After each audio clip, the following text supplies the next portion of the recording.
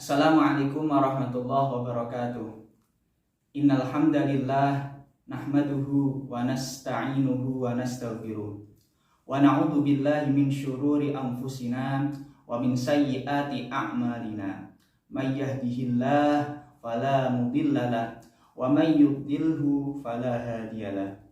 Asyhadu an la ilaha illallah wahdahu la syarikalah wa asyhadu anna Muhammadan 'abduhu wa rasuluh la nabiyya ba'da. Allahumma sholli wa sallim ala sayyidina wa maulana Muhammadin asyrafil anbiya wal mursalin wa ala alihi wa ashabihi ajma'in, amma ba'du. Pernikahan merupakan sebuah ibadah yang paling lama dilakukan oleh seseorang, karena ibadah pernikahan berlangsung semenjak seseorang melakukan ijab qabul sampai dirinya berpulang ke hadirat Allah Subhanahu wa Ta'ala. Di dalam mengarungi ibadah yang sangat lama tersebut, tentunya akan terjadi banyak prahara rumah tangga, sehingga agama Islam juga mengatur beberapa etika yang menjelaskan tata cara untuk berinteraksi antara seorang suami dan seorang istri. Di dalam Al-Quran dijelaskan di dalam surah Al-Baqarah ayat 187. Bismillahirrahmanirrahim. Uhilla lakum lailatas shiyamir rafathu ila nisaikum. Hunna libasul lakum wa antum libasul lahun. Alimallahu annakum kuntum takhtanuna anfusakum fataba alaikum wa afa ankum. Al-ayah. Shadaqallahul azim. Di dalam ayat ini Allah memberikan sebuah keringanan kepada umat Nabi Muhammad SAW, sebagaimana yang telah dijelaskan oleh Al-Imam Ibnu Katsir di dalam kitab tafsirnya, bahwa umat Islam pada mulanya saat berbuka puasa di malam bulan Ramadan, waktu berbukanya sangatlah terbatas. Apabila mereka telah melakukan sholat isya ataupun tertidur, maka sudah tidak boleh melakukan makan makanan, minum minuman ataupun bercampur dengan istrinya.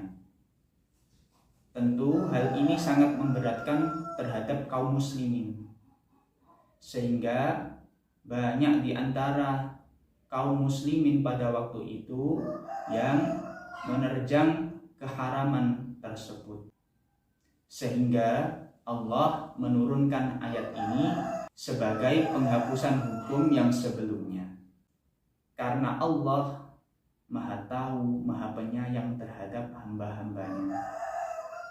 Kemudian di dalam ayat ini juga Allah menjelaskan posisi antara suami dan istri. Mereka diibaratkan sebagai sebuah pakaian. Hunna libasul lakum wa antum libasul lahun. Dan mereka para istri-istri itu seperti pakaian bagi kalian para suami. Dan kalian para suami juga seperti pakaian terhadap mereka para istri. Di dalam ayat ini terkandung sangat banyak arti yang diisyaratkan dengan istilah pakaian, karena di dalam pakaian itu terkandung banyak fungsi. Di antara dari fungsi pakaian itu adalah sebagai penutup aurat. Maka suami maupun istri keduanya bersama-sama harus saling menutupi kekurangan dari pasangannya. Sebagaimana fungsi dari pakaian adalah menutup aurat. Karena tentu setiap dari manusia itu pasti memiliki kekurangan. Tidak ada seorang yang sempurna. Yang kedua, pakaian ini berfungsi sebagai pelindung dari sengatan matahari ataupun dinginnya malam. Seorang suami maupun istri harus bisa melindungi satu sama lain. melindungi keluarga mereka, sehingga tidak mudah diguncangkan oleh prahara-prahara kehidupan yang akan menerjang mereka. Di antara fungsi yang lain adalah untuk menghias badan. Maka antara suami dan istri harus bisa saling melengkapi dari pasangannya masing-masing. Sebagaimana pakaian ini menghiasi dari tubuh pemakainya, maka seorang ini harus bisa menghiasi terhadap pasangannya dengan perbuatan-perbuatan yang baik, tutur kata yang indah, dan sebagainya. Fungsi yang lain dari pakaian adalah untuk menghangatkan badan. Maka seorang suami maupun istri, keduanya harus bisa menghangatkan pasangannya dengan menghangatkan suasana keluarganya dengan saling cinta kasih dan penuh kasih sayang, sehingga keluarga tersebut akan menjadi sebagaimana yang dikatakan dalam suatu maqalah, baiti jannati, rumahku adalah surgaku. Maka seorang suami maupun istri harus bisa meniru sebagaimana fungsi dari pakaian.